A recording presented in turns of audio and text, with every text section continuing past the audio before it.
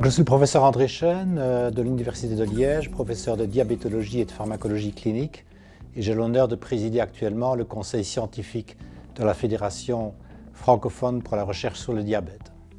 Donc, la Fondation francophone pour la recherche sur le diabète a été créée il y a 10 ans par le professeur Michel Mar, qui était à l'époque président de la SFD, donc de la Société francophone du diabète. Donc, l'objectif était de pouvoir donner des allocations de recherche consistantes de l'ordre de 300 000 € pour développer de la recherche d'envergure, tant en recherche fondamentale qu'en recherche clinique. En fait, tous les aspects du diabète ont été pris en compte dans le diabète de type 1, le diabète de type 2 et également les diabètes atypiques. Donc, d'emblée, la Fédération française des diabétiques s'est montrée partenaire pour subventionner ces allocations de recherche. Elle contribue de façon substantielle, de l'ordre de 150 000 € par an. Et cette allocation de recherche vient bien évidemment bien à point pour pouvoir subvenir aux besoins des chercheurs. Donc, le diabète est une maladie complexe. Maladie complexe, cela veut dire quoi? Ça veut dire qu'il y a d'une part une influence génétique, c'est bien connu dans le diabète de type 2, également une influence environnementale. On sait que notre société occidentale favorise l'obésité, qui elle-même favorise le diabète de type 2. À côté de la génétique et de l'environnement, vient se greffer maintenant un troisième composant qui est ce qu'on appelle l'épigénétique.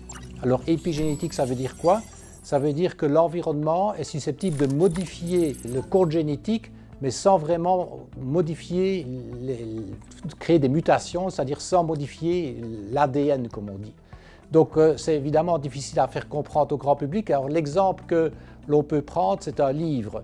L'écriture d'un livre, quand vous avez un livre qui est écrit, c'est inamovible, le livre, il est là comme ça. Mais chaque lecteur va lire le livre de façon différente et va l'interpréter de façon différente. Et c'est exactement la même chose avec la génétique et l'épigénétique.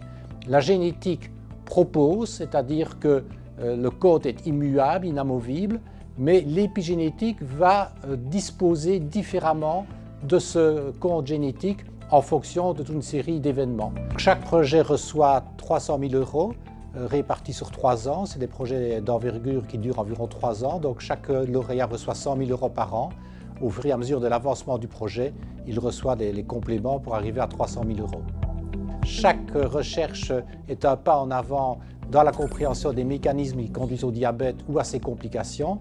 Et donc, par exemple, pour relever parmi les 26 projets qui ont été évoqués, nous avons eu par exemple 5 projets qui concernent le microbiote intestinal. Vous savez probablement que notre intestin est colonisé par des bactéries, qu'il y a des bactéries qui sont bénéfiques pour le métabolisme et d'autres bactéries qui sont défavorables pour le métabolisme. Et parmi les 5 projets, il y a eu des projets à la fois fondamentaux pour essayer de comprendre pourquoi certaines bactéries étaient positives et d'autres négatives, mais également il y a eu d'autres projets plus cliniques qui ont essayé de voir comment on pouvait modifier ces bactéries de façon à pouvoir un effet positif. Et notamment un projet, par exemple, en modifiant l'alimentation et en donnant des probiotiques, c'est-à-dire des substances qui vont favoriser la croissance des bactéries favorables au détriment des bactéries défavorables. Donc, le processus de sélection des lauréats est un processus extrêmement minutieux et strict. Donc, on reçoit d'abord des candidatures par écrit. En général, on reçoit entre 20 et 25 candidatures chaque année. On classe ces candidatures par grande thématique et on sélectionne 3 experts internationaux. Chaque expert international va remettre un classement en fonction de critères assez simples qui sont l'originalité du travail, la faisabilité, la compétitivité au niveau international par exemple. Tous ces rapports d'experts sont collationnés par le conseil scientifique qui désigne 2 rapporteurs qui vont synthétiser ces rapports d'experts. Et à partir de là, le conseil scientifique dans son ensemble va présélectionner 5 à 6 candidatures. À ce moment-là, il y a un deuxième round, si vous voulez, qui consiste à auditionner les 5 à 6 candidats présélectionnés qui vont venir exposer leur projet en 10-15 minutes et puis qui vont répondre pendant 10-15 minutes à des questions-réponses avec le conseil scientifique. Et à partir de là, on va finalement sélectionner 2 lauréats, en général un de recherche fondamentale et un de recherche clinique. Une fois qu'ils ont été sélectionnés, on leur attribue la bourse, bien évidemment, l'allocation de recherche, et à partir de là, ils doivent faire un rapport chaque année sur l'état d'avancement du projet, et à la fin, ils doivent faire un rapport final pour pour la finalisation de leur projet, y compris avec les publications internationales qui ont découlé du projet qui a été subventionné par la FFRD, avec évidemment, comme je l'ai déjà dit tout à l'heure, l'apport important de la FFD.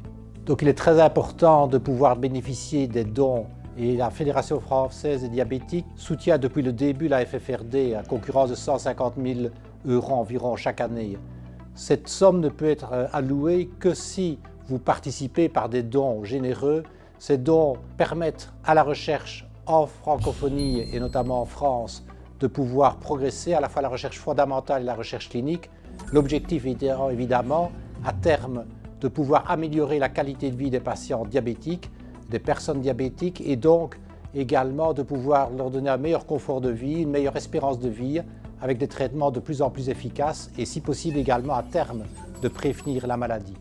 Donc puisque la Fédération française des diabétiques contribue depuis 10 ans déjà maintenant, il y a eu des généreux donateurs venant de votre part qui ont contribué à pouvoir augmenter les fonds de la Fédération française des diabétiques et j'espère que ceux qui ont déjà donné à la Fédération française des diabétiques contribueront encore à l'avenir et je fais également un appel à tous ceux qui n'ont pas encore contribué à pouvoir également donner des dons à la Fédération française des diabétiques. Donc n'hésitez pas, soyez généreux, soutenez la Fédération française des diabétiques qui elle-même soutiendra et continuera à soutenir la Fondation francophone pour la recherche sur le diabète, ce qui est extrêmement important.